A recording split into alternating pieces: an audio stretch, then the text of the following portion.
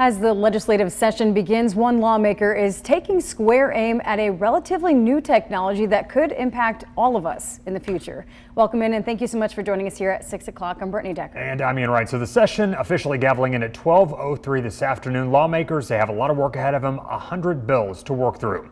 One of them just announced yesterday dealing with artificial intelligence. Yeah, it's really been taken to another level over the past couple of years. Now just about anybody can use it, including kids, and sometimes that can be a bad thing. With that in mind, State Senator April Weaver trying to get ahead of the potential dangers by updating Alabama's child pornography law. Yeah, WVTM 13's Lisa Crane joining us live in Blount County, talking with the DA, who says this legislation right here is sorely needed.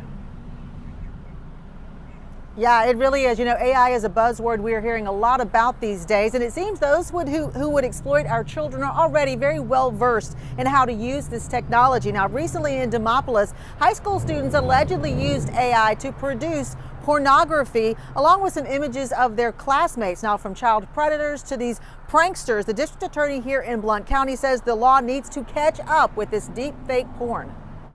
Artificial intelligence can produce some amazing real-life images, making it hard to tell the real from the fake. Now that technology has made its way into the pornography industry. We're in a world that I don't think I ever imagined us being in when it comes to protecting children from online predators.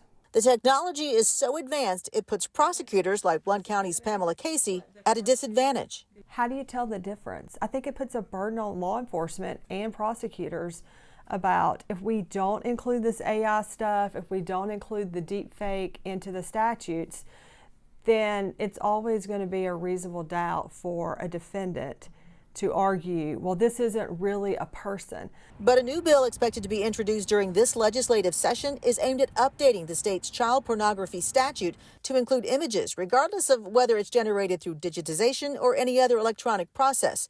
Casey says whether child pornography is of a real child or an AI-generated one, it fuels crimes against children. All that does is feed sex trafficking, it feeds child abuse in the home, it feeds all types of sexual crimes against kids, because at some point the photos aren't enough and they look for their victims.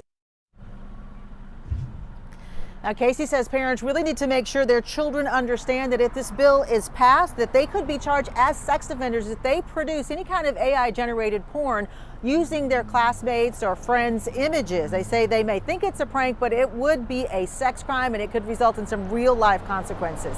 Live in Blount County, Lisa Crane, WVTM 13.